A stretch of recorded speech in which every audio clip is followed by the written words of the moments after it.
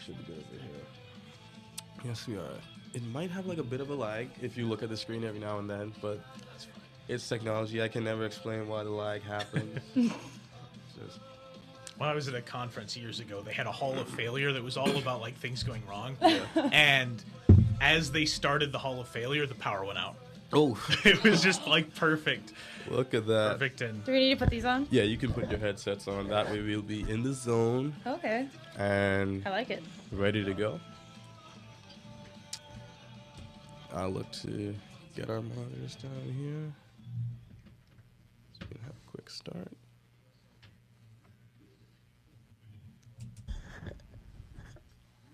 Perfect. I'm getting the cue, ladies and gentlemen, from our very own Lee Johnson here at Minot State University.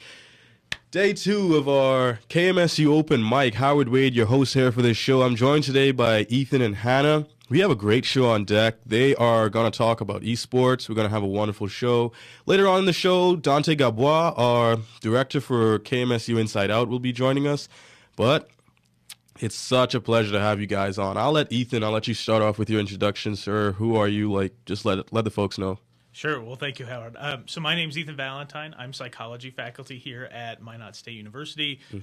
My background is in educational psychology and in kind of the design of games and simulations for learning and digital cognition and all of those sorts of things. Okay. And so as far as the esports part, I've been one of the new advisors for the esports club and working with a group of faculty and staff to get esports going here at Minot State. All right, perfect. All right, Mr. Valentine, that's you. Hannah? Yeah, hi. My name is Hannah Eddington. I am a sophomore here. I'm a math major. Okay. I am also the vice president of the esports club here on campus, and I'm also on our campus's League of Legends team. Ah, League of Legends. So let's start with that. The League of Legends. First off, let's start on how the name came about, League of Legends, because that sounds pretty cool. And then let's go into who's all a part of this League of Legends, and we'll move on from there.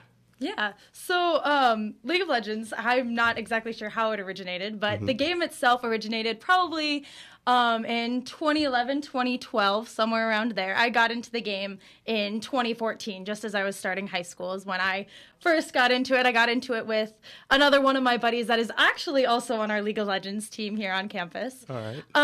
And so the game itself is a MOBA, a multiplayer online battle arena, is what that stands for. MOBA. Yeah. Multiplayer. Say that again. Multiplayer online battle arena. Battle arena. MOBA. Yes. Okay. Continue. Yeah. So essentially, what it is it's two teams going head to head against each other in a 5v5 battle, and whoever destroys like the little gem or the nexus in the enemy base wins. Oh, okay. That sounds pretty easy. Ethan, do you participate in this as well, or? No, I know nothing about League of Legends. I'll just say right off the bat. But, I was a gamer for a long time. I still am, but I don't get into the competitive side. I get too angry. Yeah. I'm not good enough, and so I get really angry that I'm losing, and so no, I leave that to the students. But, Okay, to the students. Yeah. All right. But I will echo Hannah. Our League of Legends team will actually be playing tonight. So tonight at 7 o'clock, they'll have a game against, I think it's Southern Virginia University, tonight. Okay. So they'll be playing tonight in GG Leagues, which is kind of a nationwide kind of recreational league. Okay, now let's touch on that. This league, this esports club. When did this begin here at Minot State? So esports here at Minot State kind of goes back to, I think it's 2019. Bill Harbert and Art and Lori Geller, our VP for Academic Affairs, had presented about esports back in 2019. Didn't get funding at that point. And then last semester, when I actually started as new faculty, I had talked with Bill Harbert and a whole bunch of other folks about kind of getting it going again. And so last semester, we started working on a new budget proposal. We proposed to Strategic Planning and Budget Council last semester on that. Which, we're crossing our fingers hoping that we'll actually have part of the Hartnett renovations here. We'll hopefully have a space that we can have varsity esports on campus. And then the club, folks like Hannah and Emily, our president, and a few other student leaders were really interested in doing this kind of thing and having a group on campus that, can provide a social space for folks that maybe in some cases haven't had that before, and maybe a group that has been hard to form before. And so that club is officially just kind of gotten approved this semester. So it's very new, brand new thing, and something that I'm certainly excited about. So that sounds pretty good. That sounds pretty amazing. So 2019, then COVID happened, 2020. Yep. So I'm sure that might have put a bit of a halt in the plans, but it's good to see that the esports club is getting up and running again. I do remember, I don't know, 2020, I want to say there was like an event in the Beaver Dam with a FIFA tournament. Were you guys involved with that?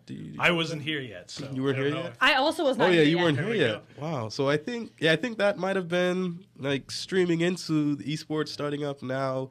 Like I said, 2022, this League of Legends going on. So that's the only, say, game that like Minot State participates in, or are there others? So far, that's the only official team that we have formed, just because it's still a fairly new thing. Like I said, we had gotten it like fully established like last semester, I think. Okay. But we do have a lot of interest in other video games like Valorant, which is made by the same people who make League of Legends.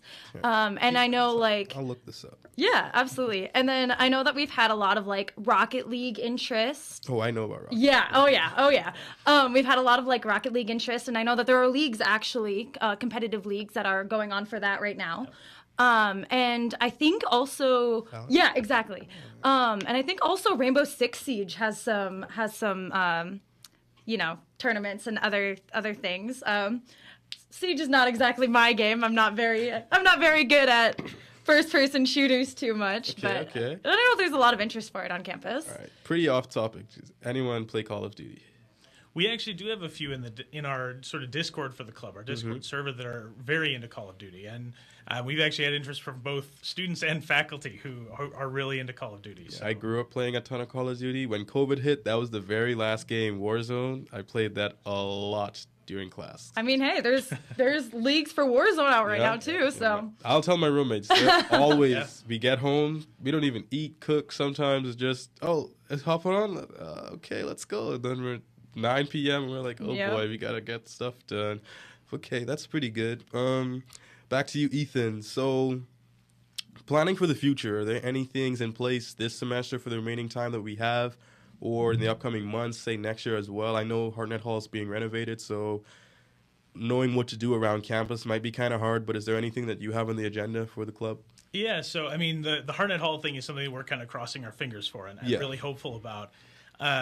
As far as the club, and Hannah can speak to those things too as the vice president, we've got actually an event tomorrow already. So the 24th, we'll be over in the Wellness Center, 6:30 p.m. And so if anybody on campus, anyone is welcome to come. We'll have games, we'll have food, we'll have some prizes that folks can win playing those games. And so, anybody is welcome to come to that. We'll be on the second floor in the back of the kind of main gym in the Wellness Center. Okay, let's pause. 24th, Wellness Center, 6 p.m. start, ladies and gentlemen. Be there for the esports. Games will be there. Fun time. A lot of people. Ethan, I'm sure, will be there. Hannah probably will be there. I'll be there. And I'll vouch for myself. I'll be there. So let's just rack up all the numbers we can to make this night a success. All right. Yeah. And we're planning on having one of those essentially once a month. So we'll have this one. Tomorrow we'll have another one, March 24th, April 13th, something like that. It's a Thursday. And then right at the end of the semester, May 5th, I think it is, right before finals, is kind of a final bash. Come in, play some games, relax before the stress of finals, because that's a stressful, tough time. Exactly. Remember those dates, ladies and gentlemen. Remember those dates. Replay this live back. Remember those dates. Come on, let's make this esports club a success here on campus. I want to talk about how is it like being a club that I know our generation, we do embrace everything that is technology based. Right? So do you ever, maybe Hannah can answer this. Do you ever see this esports club, since it's sports, making it on the level of our MSU athletics? Oh, absolutely. I know, like Dr. Valentine had mentioned earlier about just like finding a club that nobody else like quite fits into. That was my predicament coming on campus as well. I was looking at the list of clubs and I just couldn't find something that was for me. And I knew I wanted to join something. And then I saw an ad one day looking for esports. But esports, especially right now, is becoming this humongous activity. Some of these competitions, like the League Championship Series in North America, these competitions are having millions of views. Like, I know the World Series of video, like League, they had almost competing up to the NFL numbers. especially right now at the college level, people are playing games. Yeah, and because people you guys mentioned you're playing another school. Exactly. Yeah, I'm we shocked. played. I We did played. not know. We even played Jamestown last week. Oh, did you win? Yeah, no, we didn't win. But that was also just us dipping our toes in the waters for the first time. This is the first time that all of us are competing in like legitimate tournaments and not just like 1v1s or anything like that. See, that's still good because I didn't even know that it actually existed. Like, so when I heard that I'd be sitting down with members of the esports club, I was like, okay, this is something still in development. We're trying to put the word out there, but you guys are already out there. You're heading into the deep end, playing in tournaments against other schools. That's amazing. Like, I did not know. Yeah. And this is something that we have kind of a really unique opportunity, right? A lot of the other NDUS schools have done something, right? UND has bachelor's programs coming, and they have varsity teams, and Jamestown has, they're not NDUS, but they have varsity teams. But we have this kind of really cool opportunity to build something here that there really isn't a, unless you drive all the way down to Bismarck, there's not kind of an equivalent. And so this is something that we can build here and be competing not just within the state, but across the entire United States, internationally potentially too. And that's part of the hope for the whole Hartnett Hall situation is that, if we get that approval, we will have hopefully funds to have an esports coordinator, esports director come in and lead essentially varsity level programs. So we would have kind of that athletics sort of level of having, sort of sanctioned official teams on campus, that it's not just this student group, it's this whole kind of university structure too. Right. And I might be wrong. I'm going to search it up right now. Wasn't there like a kid that won I think had to be plus $1 million in like a video game tournament a few months ago? Was it last year? Yeah, something like that. There's like a 12-year-old that like won a Call of Duty tournament or something like that. Yeah, I remember reading that article, and he won like millions of dollars for it. And even at the college level and stuff like that, there are so many colleges that are even providing scholarships for people to come play on esports teams. Yeah. This Kyle Geisdorf, says Kyle Geisdorf, a 16-year-old video game player, won $3 million for winning a Fortnite World Cup. And it was on ESPN. Like, that's big. I should probably pick up the headset again. $3 million just to win a Fortnite match. Yeah. And those really high-end players, they are making millions and millions of dollars. And there's billions of dollars in this industry. So it's something that there's really, really cool opportunities for students to come and play and students to get involved. If you're really, really good, then to make a job out of playing. But then there's also jobs surrounding it, right? People that are essentially doing broadcasting connected to it and marketing and all kinds of sort of event planning and all this kind of stuff, that it's kind of becoming its own standalone industry that is kind of aligned with sports in a lot of ways, showing up on ESPN, showing up in all of these other kind of platforms, but building this multi-billion-dollar industry just for competitive video gaming. Okay, now let's take a side closer to your educational side of it. You mentioned psychology to begin with. Talk about how gaming helps in the area of psychology, like the mental aspect of the goods, the bads. I know there's a ton of goods, but just touch on it for a second.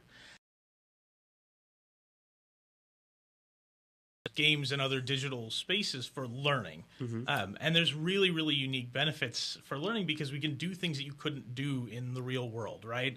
Whether it's a fully digital space or it's some kind of a mixed reality, you can go places you couldn't go. You can do things that you couldn't do. And in fact, there's been some really, really cool research out of folks at University of Wisconsin-Madison, UC Irvine, and a whole bunch of other places where these digital communities surrounding gaming, even if it's not educational games, they can be really, really beneficial for developing social skills and developing academic skills. Where we actually have, if we think about something like math education, if you're in kind of high-end competitions, oftentimes you're doing really complex math to actually understand the game systems and understand what's the best way to play and what's the best kind of character setup. That then we're taking that into school as well. Hey, we're doing these same kinds of things. So we have some really cool opportunities there. And there's also some really neat opportunities on the mental health side of things to really explore mental health in a way that's difficult to do, right? We can simulate what this might feel like. We can explore how structures work, how a disorder might impact you. And there's really unique educational games that do that kind of thing, that explore issues of sexism, issues of racism, where you can actually go out and explore those kinds of issues in a way that a lot of those players are going to struggle to do because it's a different perspective from what they're used to. Exactly.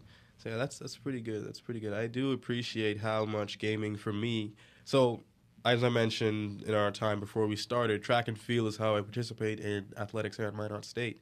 I also enjoy playing basketball, and growing up, that's why I said I played NBA 2K, because when you're in the game, obviously I know I'm not going to make it to the NBA. Sure. But if I can create a whole player, send him through a simulation of the NBA, I feel like I did it. Like, so that's good. I like it.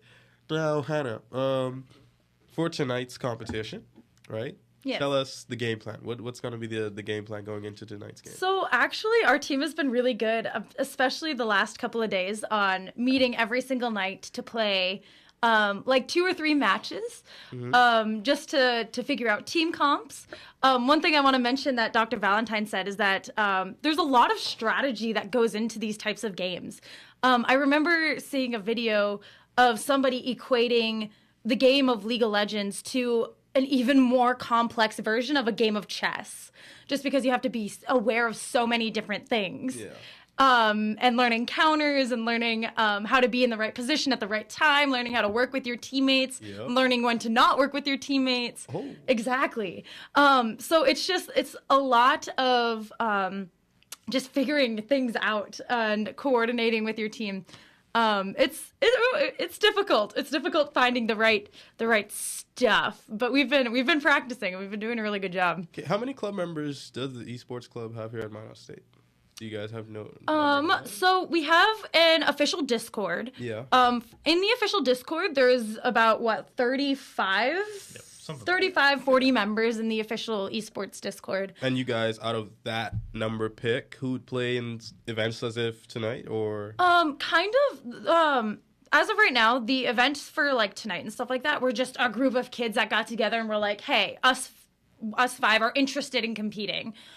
So we haven't had the interest for like tryouts as of yet of like for varsity teams and stuff like that. At least not yet. But we're hoping to get there. I think we have like the official members of the club. I think there's like 15 to 20 official members. But there's like I said, there's 35 to 40 members interested in the club. Good. Like, absolutely. Right, those interests, you sign them on and they're official. So yeah, it's good that the Discord club. So tonight, you can tune in on Discord, Twitch, anything. Yeah, we actually made an official Minot State esports Twitch. I don't know the handle off the top of my head. Yeah, I can grab it right here. So okay, yeah, you grab that. We'll zoom that in on a camera or something, and make sure persons can log on and watch live. 7 p.m. You said, right? Yeah. Yep. It's the tournament starts at 7, and it's So it's that bottom link there. This bottom link right here. Okay, cool. Yep. The tournament is best of 3, by the way. Come on, Howard. That's better. Okay, I'll hold that there. Take a screenshot of it, ladies and gentlemen. That way you can zoom in on the link and tune in with our esports team here. Also, quick pause, very, very quick pause. Our Minot State men's basketball team will be playing in their first home playoff game here live at the Dome at 6 p.m., taking on Southwest Minnesota State. So that's also something, another one of our athletics here. I'm speaking it into existence that the esports will become a part of our athletics because it makes sense. E-sports. So it's like everything that was like uncommon maybe 10 years ago, because I think esports has been around for at least 5 years, right? Oh, yeah, absolutely. Maybe more, but definitely now in like our 2020s plus, it's going to continue to rise. So everything this, that, and I'm all for it. Yeah. I'm still bamboozled that there's like a game happening tonight against another school. Yeah. There was a game last week against Jamestown. Like, what else do I not know about? Like, how big does this esports thing run? So, do you guys think that at some point in time, this esports can be something around Minot State where every time there's admissions and new, like how you mentioned you just joined, right? And you didn't even know, like, the minute someone steps on our campus, they're like, okay, yeah, this is a school where they got esports. So you see it becoming that, or just like keeping it nice and small where it's just a good group of people, or do you see it growing to be something massive here at Minot State? No, I see it growing into something massive. I think that especially right now, if we already have this support, this amount of support, one semester into having an established club, that it'll just bloom. Like eventually we want to have varsity competitive teams for all of these video games. Yeah. And we have like structures on how we're going to do that and like our plans on like having team captains, and we've talked about even the possibility of like actually hiring outside coaches for these games. Yeah, I see it becoming huge. Let's talk about that. How would one coach someone else in playing, say, for example, Valorant? Is that it? Yeah. How would you be coached to play that? So it would be, you would have the 5 people who are playing, and then the coach would be somebody that isn't currently playing. It would be somebody that would be watching all of the players. You'd be critiquing almost everything. Like in actual like LCS tournaments, I just come back to that because that's what I know the best. Yeah. In actual like League of Legends tournaments and stuff like that, you see the players all having notepads by their mice. For notes that like maybe the coach saw that they did something wrong, or it'd have to be somebody that legitimately knows the ins and outs of the game. Somebody along those lines. I don't think I could ever be a coach. Yeah. But that's just because I love playing the game too. And to kind of echo Hannah, at the kind of collegiate and professional levels, you have people reviewing film just like you would in traditional sports, right? You're recording these matches and going back and saying, okay, we had this, fight here, or we had this interaction here. What could we have done differently? How could we have avoided this issue? How could we have improved this? How could we have come out on top on this kind of situation? So that very same and really rigorous kind of film review is actually something that we see in esports too. Yeah. And it's another kind of parallel to that world of traditional sports where, we're going back and looking at all of that and really saying, okay, what can we do differently next time? How can we improve next time? Yeah, that's actually what we did at the ending of our Jamestown tournament. Is we downloaded the replays of both of the games that we played against Jamestown, and we went back and we watched the entire half-an-hour games. Each match is about a half an hour. Right. We went back and watched all of the details and went back and were like, okay, we could have done this differently, or okay, you were here, and you were supposed to be over here, and other things. Yeah. So that was one of our decompression moments. We were like, okay, this is what we're going to do better next week. Okay. All right. Now, I know you said you used to game, not as much anymore. Some, but not competitive. Yeah, some just not competitive, right? Same for myself. This is the competitive person right here. So, PC or console? Any preferences? I will always say PC. Yeah. But that's just because that's also kind of what I grew up on. I just mostly use console if it's like a game that either my PC can't run or that is a very large game that I just can't download on my PC. Otherwise, I also have a PlayStation that I use. PlayStation. We'll get into that further. You? Kind of both, but I grew up with like the Atari and the NES, so I'm used to the really classic consoles. Really classic consoles. And when that's kind of the best option you had at home. So there's a special place in my heart for consoles. So you mentioned NES and you mentioned PlayStation. PlayStation here as well, so not really favorable with Xbox at all, no? I've got an older Xbox. You got an older Xbox? I do, yeah. Why? It's just what was available at the time. It's what fit, and we had the. You don't use it anymore though. Every once in a while, we had the very first Xbox. Gotta get you. And then that was actually kind of the first console that I had that really got me into gaming. Was actually playing games on the original Xbox. Things like Morrowind, which is an old role playing game. You know Morrowind? I do. I know about Morrowind. It's another Elder Scrolls game. Yep. Yeah. Okay. All right, Hannah. How many hours per week do you say you spend gaming? Oh, I spend a lot of time playing video games. Dangerous question. It's a very it all depends. Okay, it all depends on if I have homework. So if any of my professors are listening to this, you're not. So I probably spend about 3 to 4 hours a night playing video games. So all in all, probably about 22 hours a week playing video games. It's impressive. I play a lot of video games. How far is your screen from where you sit? Like right in front Right of my in face. front of you? Holy. So 22 hours a week, 3 to 4 hours a day ain't bad. I can say I watch basketball live games, especially like the Showtime games Wednesday night, Friday night. And if there's one at 7, then another one at 10. That's 7 till about midnight those games are on. So the difference is I'm just sitting there with you. You're locked in on the PC, I guess. Yeah. The only time I'm ever really like old. actually just like sitting down and watching TV is if I'm doing homework. Otherwise, if I'm not doing homework, I'm playing some sort of game. Goodness. Well, Professor, you here. It's probably more like maybe 4 or 5 hours in a good week, just depending on things like grading and grants I'm working on and that kind of stuff. So, All right. Yeah, I don't blame it. We like you said, we're not as competitive as other persons who happen to be a bit better at playing. there you go. There you go. It's okay. It's okay, Hannah. It's okay. So let's go top 5. Top 5 video games of all time for you. Oh, okay. So I will say I don't. Okay. Sorry, let's go from 5 to 1. 5 to 1. Okay, my favorite video game of all time is actually a game that was released on the PS2, the original Xbox, and the GameCube. Okay, this I gotta search up. And it is a game called Gauntlet Dark Legacy. Gauntlet Dark Legacy. Yes. I have spent so many hours into that game. Gauntlet, like G-O-T or G-A-U? G-A-U. G-A-U? G-A-U-N-T-L-E-T, I think. So Gauntlet Dark Legacy? What, G-A-U-N-T? Yeah, however you spell. I don't know how to spell. Huh. Yeah. And Hey. it is, those of you that don't know what Gauntlet is, it's like a top-down, Yeah, I'll show him. yeah, it's like a top-down dungeon crawler. So it's kind of like, it's kind of like a top-down hack and slash kind of little dungeon crawler. Yeah, exactly, yeah.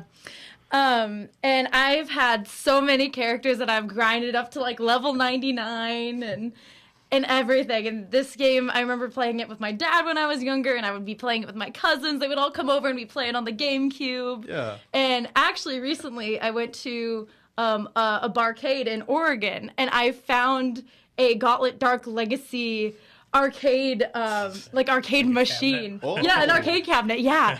And I spent literally my entire time there playing the arcade cabinet for Gauntlet Dark Legacy, and it was fantastic. Oh, that's fun. That's fun. Okay, see, that's the beauty of gaming. Like, she remembered playing with her family, and that's pretty good. We'll come back to the rest of your top 5. What would you say your most favorite game of all time? Oh, I probably have to go with Morrowind, which Morrowind? I played originally on the Xbox, but it was on PC as well. It's a really kind of wide-ranging role-playing game in a fantasy world, which is something that I kind of enjoy because it's like you get to Something escape. like this? Yeah, that's the one. You get to kind of escape the real world, and you don't have to be, the boring human that you are in real life. So that's probably the big one for me. That was kind of the thing that really introduced me to gaming in a way that it was sort of a serious thing and something that I really enjoyed, as opposed to just now and then I would do something. But I also have to shout out. There was a Sesame Street game on the NES. Sesame Street. Oh yeah. It was the Count from Sesame Street, Count from and Sesame the whole Street. game is just like picking up numbers. Oh. That's the entire game, and I got in trouble as a kid because I would play the Count video game without asking for permission, Oh. and so I got caught a couple of times playing Sesame Street games on the NES. All right. That was like the first formative video game experience for me, is playing the Count. Okay, so we have Morrowind and Gauntlet Dark Legacy. Now, finish off your top 5. Okay, so my other ones would probably Hollow Knight, if you guys have ever heard of Hollow Knight.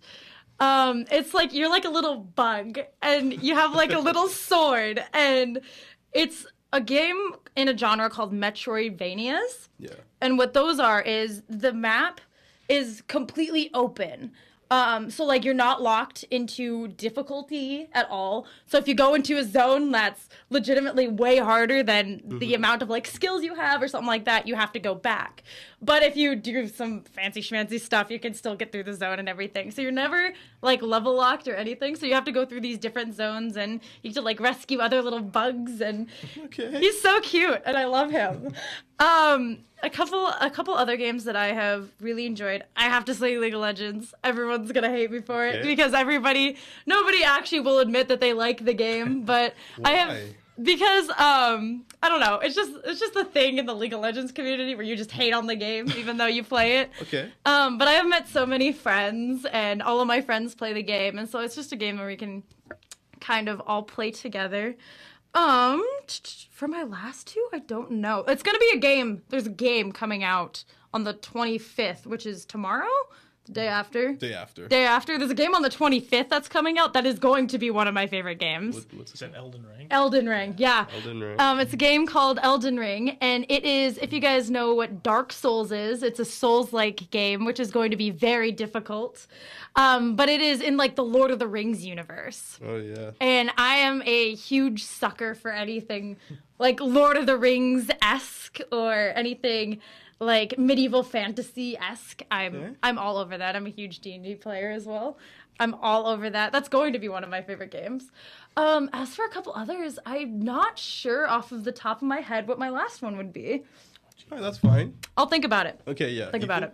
Well, I guess I already had Morrowind, and I mean, I have to include the countdown for the right. Count from Sesame Street. And then, You know, another one as a kid that I really loved was Super Mario Brothers 3. Super Mario 3 was kind of the one that I really loved as a kid. Yeah. The original Halo was kind of That's a good one. Yeah. That's a good one. So the original Halo was a lot of fun. That's a good pick. And then I'll probably go with one that my wife and I actually play together. That's Guild Wars 2, which is it's an MMO, which is like, it's called a massively multiplayer online game. So you have, you know, thousands, even millions potentially of people playing together. And it's kind of a medieval style fantasy world too, where you're kind of, you know, saving the world from all of these big baddies that the developers can dream up, and it's a place where we've met a lot of friends and have friends that, you know, we've moved apart and now we play together and that kind of thing. So it's kind of a cool social experience. I remembered what my last game was. Oh, there we go. It is a game called Detroit Become Human. Detroit Become Human. It is. Have you played that, Dr. Valentine? I have. Yes. So Detroit Become Human is a game where it's just a huge narrative, essentially. It's a pick your own story type of game almost. So every action or reaction you have in the game completely affects the entire story. And so the entire premise of the game is that you're these different androids, essentially. And some androids are what's called deviants, or like aren't like in the stereotypical android role of just serving people, but have like become a mind of their own. Yeah. And so there are some like androids that rebel, and there's like a huge almost like racism amongst androids and humans that you have to kind of figure out. And it's just a huge story with a bunch of different kinds of endings. Yeah. It's really fun. All right. Okay. I'll run through my top 5 right quick. Do it. So for me, number 1, all time, just because I played it the most, probably NBA 2K16. Like I said, like I spent like a lot of time. That's when I was in high school, so a lot of time on that. 2, probably Grand Theft Auto 5. Oh, that's a good pick. GTA 5 was like elite. 3, I'll have to go with that original Halo because can't forget that. It's pretty good. 4, it's one of the Red Dead Redemptions. Like I want to say it was 2. That's 2 was the popular one. It's the really 2? good one. Yeah, so it's probably Red Dead Redemption 2. I feel bad putting this like Call of Duty 3 at 5, but like Call of Duty 3 at 5 with that yacht like play area, like that to me is where I spent a lot of time. That's where I made friends. I started to make friends playing Call of Duty because like it's Call of Duty. Like I still can't get over how it's so hard to beat the zombies. Like for me, I don't know. I mean, for us beating the zombies, it's kind of tough. For Hannah, probably like super easy, but like is it? Like I don't know. Like it's hard. Like I hated playing that zombie mode. I can never.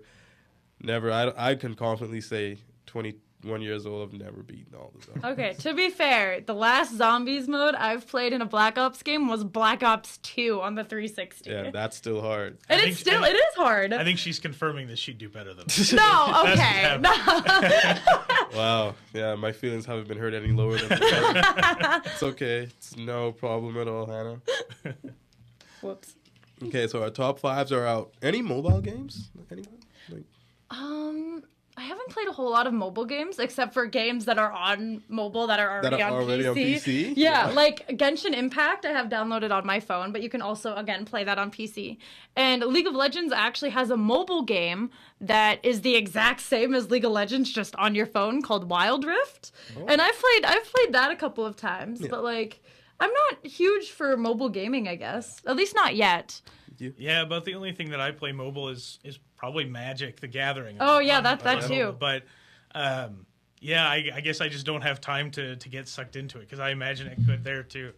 Yeah, and then I'll be doing it at my desk and I'll never get it. Students won't appreciate that. Yeah, that's pretty smart. I mean, for me, I'd have to say in high school because it's gonna sound stupid, but because I would like want to play games at school so much, you need something small, so it works out good. There you go. So you just like set up your computer or your book, and then just game right there on your on your phone. There you go. And that was for me, Madden Mobile, Temple Run. Like Temple Run was pretty chill. Like if I'm in line at the bank and I don't feel like talking to anyone, I remember Temple Run. just like pull out your phone and just swipe. Yeah. Subway Surfer, just swipe back and forth. Literally, it's chill.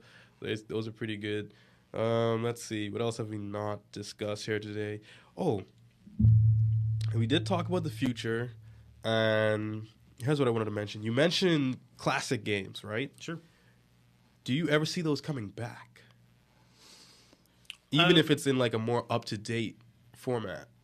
To some extent, I mean, that's something that we actually see the video game industry do pretty frequently, right? We see remakes of like classic Final Fantasy games, and we see new, even things like Super Mario Brothers, that it's maybe not a true remake, but it's essentially the same game, just in a new kind of setting.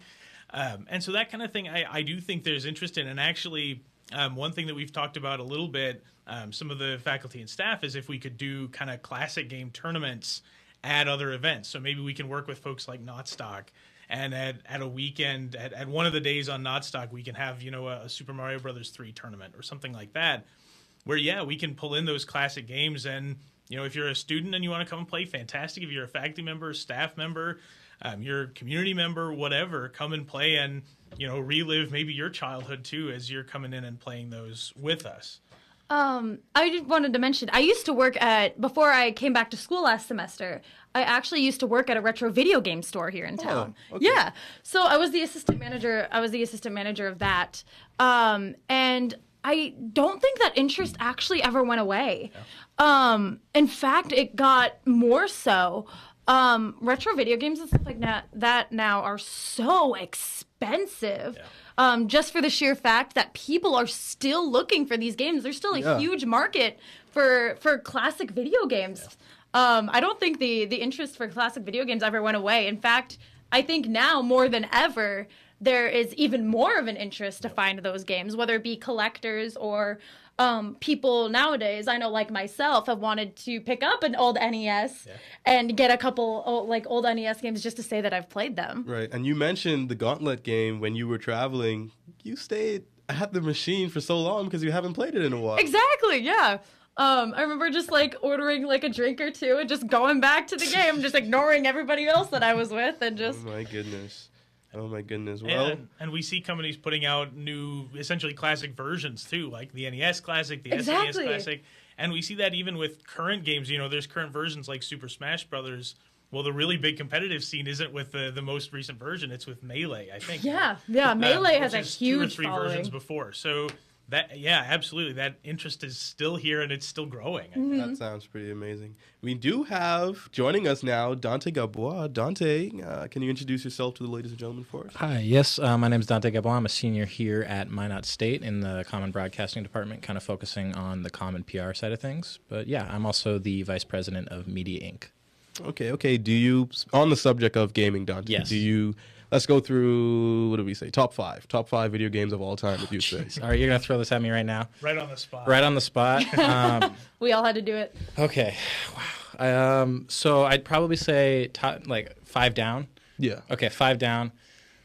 Oh, geez, 5 is tough. Borderlands 2 is on there. That's a really good pick. I've put a lot of hours into Borderlands 2. I have too. Number 4, I'd have to say Yoshi's Island on the Game Boy Advance. Was one of my favorites. I just loved I know a lot of people hated the crying of the baby when it would go away, but it's a really good game. Number 3, let's see. I love Horizon Zero Dawn. I just love how pretty the game is, and I know graphics don't make a good game, but I just really enjoy that game. Yeah. Number 2 is probably Ocarina of Time.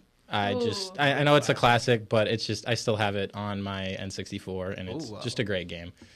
And nostalgia. Like when you're a kid, there was nothing more comforting to me like than the first 3 bosses in that game. Okay. And then the first one's got to be Pokemon Emerald. I've Emerald. never put more time into a Pokemon game. I love Pokemon as a whole. I have about 50 hours in the new one already. So the Pokemon Emerald was one I just played forever as a kid.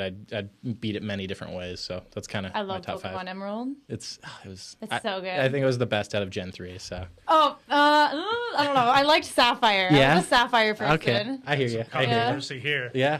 Yeah, this is a safe zone, everyone. Peace and love. Okay. All right. I'm ready to throw down for Pokemon Emerald. Oh, No, I I'm don't kidding. know. Pokemon Hannah. Sapphire. Hannah here is what we consider a competitive gamer, professional. Really? Oh. What is your game of choice? Kind of. MSU actually has an established League of Legends team. Really? Yeah, and we're actually Okay. competing tonight against Virginia, Yeah.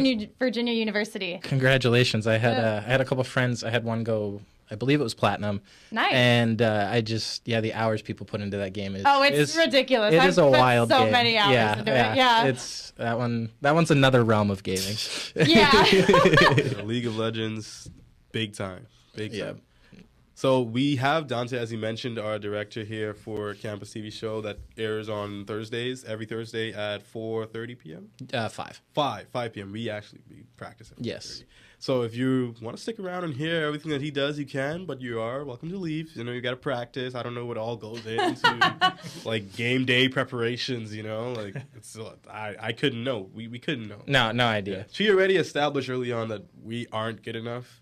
That is not true. So, All right. Well, I mean, I can't do League, but Smash. Let's go. I am not good Tomorrow at Super Smash Bros. No, no. I am not good at fighting games No? at all. Okay. Well, we'll find a common ground, and we'll. I like it. Yeah. I like it. We'll duel it out. Come on by tomorrow night then. Tomorrow, Wellness Center at 6:30 p.m. We'll be in the Wellness Center, second floor in the gym. Part Perfect. of that'll be Super Smash. Oh, let's go. All right. Go. Good stuff. All right. got your bragging rights. All right. Yeah, I know. Everybody likes to brag out about Smash until they show up, and then it's and then it's just a bunch of Johns. You Oh, know? it's so bad. Yeah, Super so, Smash Bros. But it's a good time. So, Absolutely. well, good luck on your competition. Yes, thank you. Yes, absolutely. Thank you so much, guys. Let's Thank you. get a fist bump. Yeah. Good luck tonight, as Dante said, and Thank continue. you. Hopefully, Minot State can let Hartnett Hall have a section for the esports club. Hopefully, Minot State can give a pretty nice envelope to you that you can use to buy some. Let's get some good stuff in here. Let's, Yeah, good stuff in here. absolutely. Yeah. Hopefully, not forcing anyone's hand or anything, but it would be a great pleasure for the esports club to evolve on, like you said, a massive scale. And I asked that early on because, well, sometimes you might just want to be comfortable in the space you're in right now. Like, not too many people. You said 15 confidently in the club, 30 total in that Discord. Yeah. And you might be fine with that. But for you guys to be thinking on such a large scale, well, let's go for it. Yeah, That- like Let's do it. we want club classrooms. We want an arena one day. Yep. We're fighting for all of that. Coaches, directors, Yeah, like, exactly. you two just continue to rise up the chain and make this all a success. Yeah. Let's have it done. Yeah, I'm excited about it. I just showed up and I just hear about it, but I'm very excited. That'll be very cool. Thank you. Okay, Dante, Yes. let's move on to the show. Yes. First off, senior here at Minot State. Correct. All right. How long have you been directing the show here at Minot State? I did it. My first semester directing was last year, and I did it that semester. It was super fun. I didn't know much about it, but my old friend Devin Shumway, who directed the show before me about a year prior, he just kind of told me what it was like, and it was honestly, he's like, yo, it's the easiest job ever. He's like, you show up, you don't have to do a whole lot of prep work, but you got to just make sure everything directing people. But the thing is most people are pretty good at their jobs. As long as you make sure they're on top of it, the show's going to go well. So that was my first semester was last spring semester, and I had to take a break from it because I was full on credit. So now I'm back to directing again. Okay. So, what do you do as a director doing, say, the KMSU show that I see on Thursdays live at 5 p.m.? Like, you're obviously off camera, but what are you doing? Like, obviously people are on set, so I'm assuming you have something to do with them. Every word they say, every subject? What Yeah, happened? yeah. So what I'm in charge of really is just making sure I have a rundown of how the entire show is going to go.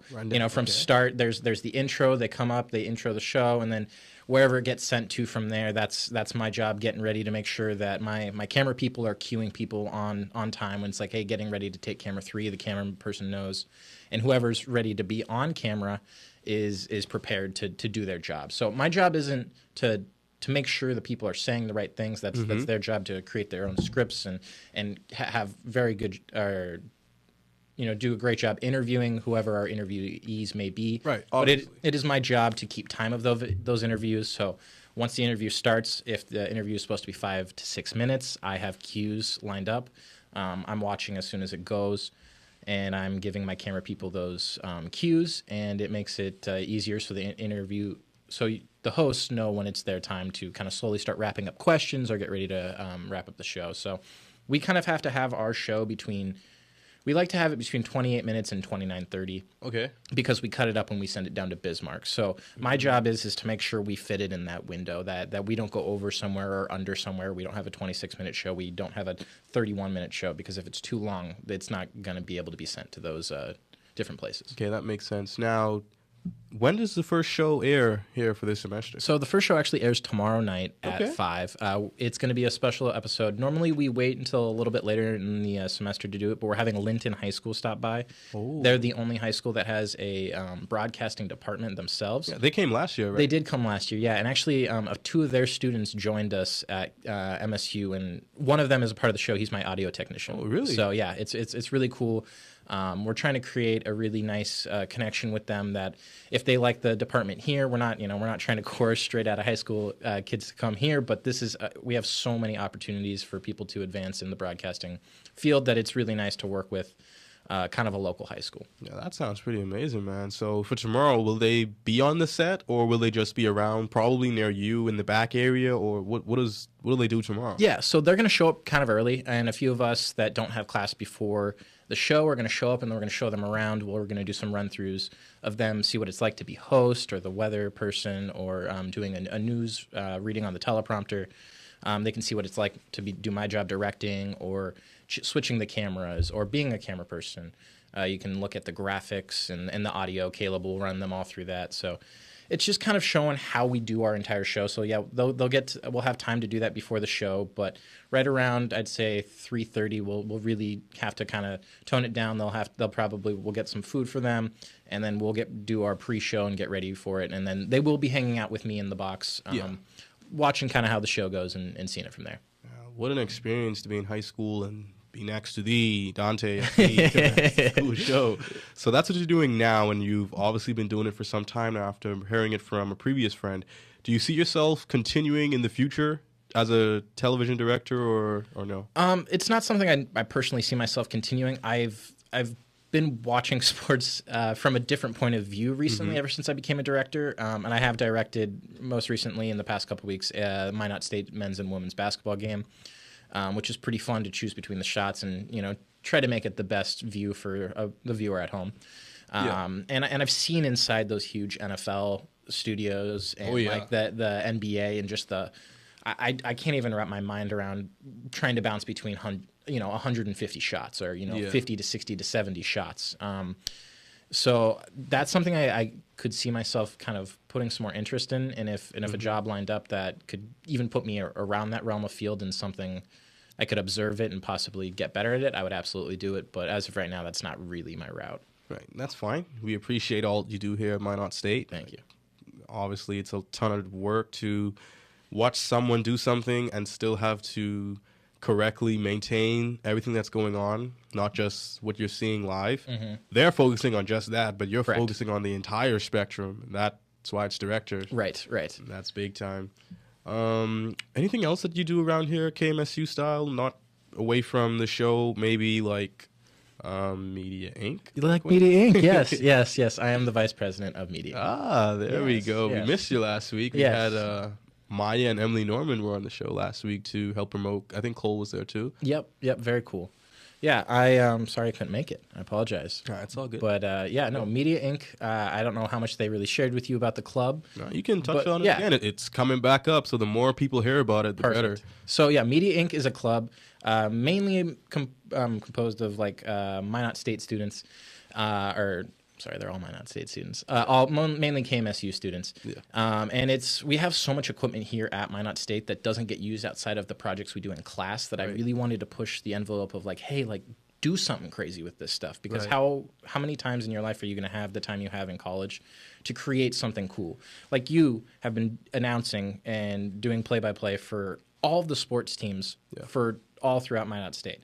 And so where else would you get that opportunity? And you're the only one in our department who takes advantage of that currently. True. And so, I'm trying to push the envelope of like, take advantage of this stuff while you're here, because it's only going to make you more desirable out in the field. Yeah, that's true. People who have taken advantage of the stuff here, Devin Shumway, Jaron Homestead, and one who graduated and who didn't even graduate, Josh Strong, they're all people who are being very successful because they took that extra step. But yeah, so I'm showing off the equipment. We're doing more podcasts. We have some such as this one, correct. And we're trying to get a show off the ground. Probably it'll be next semester, but we're getting some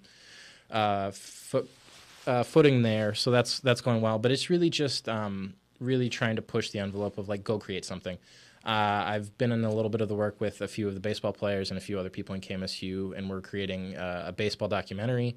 I've mainly just done a little bit of the filming, but Caden Cordozo has been really heading that, and Tyler. Will it be like a 30 for 30 type It's going to be thing? more of a Hard Knocks kind of thing. Yeah, with just like a series or? Yeah, we're hoping they were talking about kind of like a couple of episodes. Right now, it's just kind of like whatever we get out of it is what we want, because we're all new at this. How long has this been in the works? We started it back. The conversation started back in early December, and we teased it and we talked about it, and we had a couple meetings before going into winter break. And then when it came back, we were getting a lot of shots. We were doing a lot at practice. Right. And now they're in season. And now they're in season. So they did some shooting when they went down to Denver, which is really good. I haven't seen too much of it, of the editing. I know Philip Green has been really working on the intro graphics and a few other things. But it's really just cool to see when, 5 people to get together and they take advantage of the equipment. Like, especially those guys on the baseball team get to see their season documented.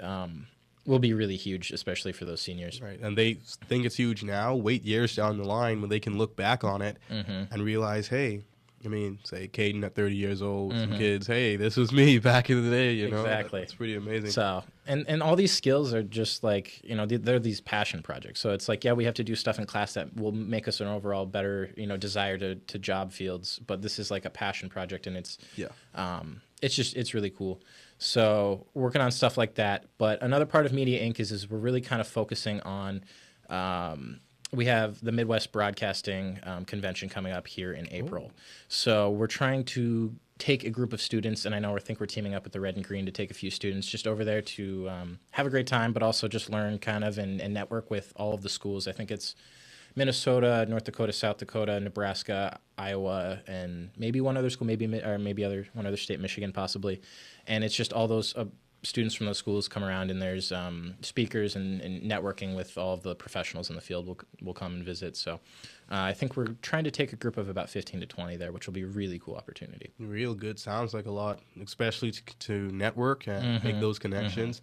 For your juniors, seniors especially, not to just discredit freshmen, sophomores, but obviously people who are ready to be out in the field to make these connections now is very huge, yes. That's amazing. Well, Dante, we will look to wrap up our show today, my guy. Perfect. Thanks for having me on. Yeah, I talking for the time that you did, mentioning everything that you did for Media Inc., and it was even your 5-game input was amazing. Absolutely. Man. Thanks. Yeah, no, that was fun. I'm glad I got to catch the tail end of that. Oh, yeah. And ladies and gentlemen, the esports club here at Minot State has been up and running for about 2 years now, going on 3 now that we're in 2022. They, as Ethan and Hannah mentioned, do have a game tonight against his college in Virginia. So tune in on that Twitch stream that we saw earlier. You can go back and take a screenshot of that. Be tuning in next week. I will be back here 4:30 p.m. Hopefully I'm here with Philip Green and Troy Cowell, so we can discuss on their podcast what they do. Philip Green, what is it, All-State? I almost said Progressive there. Oh, the I forgot I guess Giving Back Award. Yeah, I don't know the yeah. official name, so I don't want to discredit it, Yep, but no. I know it's something associated with All-State. And Yeah, it was something they only nominate very few. Like, Oh, yeah. It's over, like, I think they take 8 from NCAA Division I and then 8 from the rest of, like, college NCAA, athletics. yeah. And, yeah, Phil was one of those people. he's made it far because I think they do like a new set of like drawings. Yep, so every... he made it for 2021, and I think he's coming up again here for 2022. So that's amazing. Yeah, I love what he's doing. I don't want to tease too much, but the Mental Game, his podcast, it's great, and I love what it's doing for student athletes and bringing attention to mental health. Yeah, see, that's Dante Gabois already letting us know it's great, and I'm sure if we are able to have Troy and Phil, if not, it'll still be another great show. I'm Howard Wade, signing off on the KMSU Open Mic.